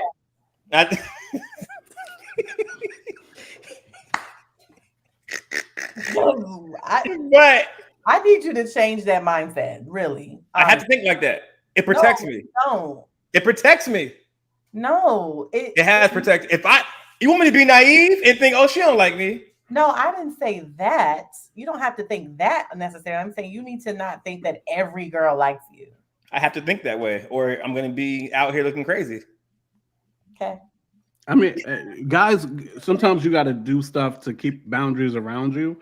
So I'm not against his thought process. That's how I keep my boundaries. Yeah, I'm not against that thought process. Because if I think she doesn't like me, then I'll say some wild stuff to her, and I'll be like, "Oh, she don't care about what I said to her. She don't like me." But if I think that she likes me already, preconceived, like going to that thing preconceived, this girl's in love with me. I'm gonna talk completely different. Okay. I'm not gonna say that I don't understand that mindset, because as a single woman, that was actually true. Like men that I looked at as a brother. Yeah. Like, yo, you're my brother. Like somebody that I knew for years. Yeah. When I got engaged, she tells me he's in love with me. How? How? But that was the regular. Please, baby, please. That's the worst. But I was mad because I was like, you are my brother. Like, right. I've only known you as my brother since high school. I'm a grown woman now, and now you're telling me that you in love with me after I tell That's you crazy. I'm engaged, and I'm excited to tell you, and you're like, no. And that's why, so for me, I would not be shocked if any of my female friends told me, but I've always liked you. I know. Like that's how it's come on. That's what I'm saying right there. There's not a defense mechanism. That is yes, it is. Let me tell you why. Let me tell you why it's a defense mechanism. Because in the back of my head, if I think all my female friends like me, and like it could be at one point or another in their life, I will always know, well, I didn't talk crazy to them because I've always had that in my head that they like me. Because if we're just cool, I'm gonna talk wild to you, like, and you may think that I'm into you based off the way that I'm talking to you. So therefore, that's why I think that for me, my girlfriend will have to be super. Well, she's gonna be super secure anyway. I'm gonna make her feel that way. But my actions towards my girlfriend will solidify her emotions and how she feel or how she knows that I feel about her. And then she'll understand that I'm only talking to these girls, like who are my female friends, because that's who I am as the person. So when she says, "Oh, you know, so and so likes you," I'm like, "Duh, of course." But like, she'll get what I'm saying. Like, you know what I'm saying? Like, so I feel you, Goss, on what you're saying, and I think your setup is proper in the sense that you keep saying that you'll always try to do whatever it takes to make your woman feel like she is the one, she's the bomb. That will never be a question. She is whatever. Right. So that'll be another question in your verbiage and your actions. I just don't think you understand women enough to know that though you should do all those things, that does not mean that you're convincing them, depending on how they feel about themselves, amongst many other things. That's just, I want you to know. Well, I can't control how they feel about themselves. I can tell my love them every day, you're beautiful, boom, boom, boom. But just like Trisha said in the other conversation earlier, you didn't feel that way. So you can't, you know what I'm saying? I can't make you feel that way for yourself. Mm-hmm. But I'm saying I'm going to do everything in my power so that you know I'm all about you. You know what I'm saying? These other girls are literally just my friends. So that's how I think it's possible. I think it's more possible when you have that personality that, like, low key. I mean, I don't think I'm arrogant, but like my playful arrogance, like, keeps those girls at bay too, because they get disgusted. Like, why do you think I like you? You know what I'm saying? Because I'm completely different with the girl that I like. Like, I'm good. I'm completely different. Oh, for sure. Yeah. Okay. But like with girls, with like other girls, like low key, my fake arrogance is what turns them off, which is good. Like, good, because I don't want to turn you on. I just want to be your friend. Mm-hmm. So it works. That's what's up. Going back to a statement that actually B+ had actually mentioned earlier. I'm trying to find that statement now. Oh yeah. My bad. I be identifying with B+, so I feel the need to be putting his comments out there. He says, I was the exact opposite. A young lady throwing all the hints, and I was looking like, who, me? My wife was like, yes, she's scheming. You know what I mean? Wow. And so I identify with this because even before I was married, like I remember being in high school and like a conversation ended up happening amongst the girls at the conversation, and they were like, yo, quote, we low key, we call you a spoon. I'm like, you call me a spoon? Why? It was like, because you're not as, because you're not as sharp as a fork. You're a spoon. Like, you don't catch all the hints that cats be throwing at you. Wow. You never catch them. And they used to call me a spoon because there were so many girls that was trying to drop hints at me, and I'd just be like, oh, she's a friend, ha ha ha ha. Boom, boom, boom, boom. And that's always been sharp as a fork. Yeah. That's always been that's always been. So I've never used that tactic that Goss has used of thinking that everybody wanted him. I was always just, I put everybody in the friend category unless I definitely wanted you. But I'm also the kind of cat where if I wanted you, you knew I wanted you because I was gonna come get you. That's kind of how I felt about it. Yo, Charles, these y'all in the chat is cracking me up. No sharpness whatsoever. That's no sharpness at all. It was like you just can't catch these hints. I don't understand how you're missing all these hints. Yeah, right. Yeah, but that's exactly that's what off it was. To the lexicon. There it goes. The Tastemakers lexicon. But yeah, so that's what it is. I mean, I think at the end of the day, cats just have to be careful. We never want to isolate women so much that they can't talk to people, can't talk to married men, can't talk to the pastor, or whatever the case may be, because we've done that as well, of course. And that is often where cats get concerned, because women get isolated. I think I always look at the women and be like, y'all don't understand. Sometimes y'all be getting isolated because of the other woman. It's the wives that are making it so that we can't talk to y'all. I think sometimes y'all don't recognize that too. I was going to say, I think that too can be an issue as well because of insecurity and, women, wives, maybe, just feeling a type of way, which I think is the conversation to be had as well. It's like, well, why are you so concerned? Like, what is inside of you that's making you feel that way? And I'm not saying that, you can't speak up and say, oh, I feel some type of way. I think you should, but you got to explore like why, so. Or the low key, another thing is, I think it's so dope to have that trust though between you and your spouse. Like for instance, I was wearing a jacket that I hadn't worn in maybe about 6 to 8 months, and my wife went in the pocket and she pulled out a number, and literally, neither one of us thought anything of it. Like she trusts me. Yeah. And I'm like, I saw the number. I picked up my phone and I dialed the number. like, let's see who this is, because I have no clue who the number is. I'm sure it was some kind of business, something or another, where somebody gave me their number. But I'm glad that we had that trust factor, that she's not seeing numbers in my pocket and thinking nothing crazy. You know what I mean? That's just not.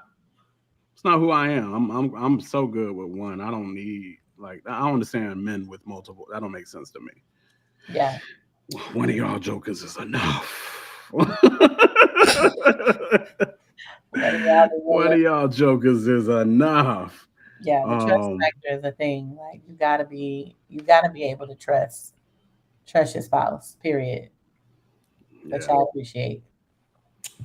Indeed. So, that's what it is. Let's go ahead and jump into the chat one last time, as usual. Just appreciate you guys hanging out with us in the chat. Y'all know we love y'all here at the Tastemakers Pod. Of course, make sure to like, subscribe, tell a neighbor, tell a friend what it is we do right here. Especially if they are fresh, grown, Black, and Christian, they need community. They need a place. Don't hold all this goodness for yourself. Invite them into the community, y'all. You know what I mean? Invite them into the community. Big facts. And so that is what it is. Looking at the chat real quick before we get on out of here. Y'all said I'm liking stuff. Sorry, go ahead. My bad. Yeah. Instagram like stuff. Make sure, do the whole joint. Instagram, Twitter, boom. Yeah. Judon said Brazilian, right? Like, yeah, my wife is Brazilian. He's like, brothers got to go all the way to Brazil to be trusted. There you go. There are a lot of funny. That's worthy. They don't trust us in America, huh?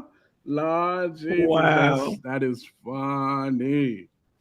That is funny. But again, Black men do not cheat, so I don't even know why this is a conversation. Let's sit that one out. Anything else in the chats before we get up out of here? Let's see here. I think that's it. Oh, Kiara said, when I make friends with a married man, I make friends with his wife. She don't have a choice. She has to be my friend because I don't want no problems. Thanks. I feel that. Kiara, yes, you do. You want all the smoke. What you mean? Nah. Kiara's ready to fight. She always ready to fight me. He do be ready to fight. That's a fact. She be wanting to smoke, bruh. Listen. She be ready. Look. Right. Not with somebody's wife. That's different. That's different. Well, Kiara didn't have her partner in crime on tonight. Y'all, I don't know where Tasha is. But yeah, probably sleep, right? Yeah, Charles is like, Kiara's still mad. Y'all can't cook. can't do nothing on the grill. Yeah. That's yeah. Sorry about that, Kiara. Sorry to disappoint. But yeah, with that being said, I think that is the show. Y'all know how we do it every Wednesday night at 10 p.m. It's the Tastemakers Pod. That be Trisha Bell. That's your man, light skin Corey. That's Brina. They call me Quote. And we'll catch you guys next week. Appreciate you hanging with us. Gang, squad. Tastemakers. Classic. We do more than make a living, we make a life. When everything is dark, we are the light. We are the tastemakers, aight. Let tomorrow tell the stories that we make tonight. We do more than make a living, we make a life. When everything is dark, we are the light. We are the tastemakers, aight. Let tomorrow tell the stories that we make tonight. For the movers and shakers, for the new tastemakers, sommeliers came out to play. Classics in the current day. For the movers and shakers,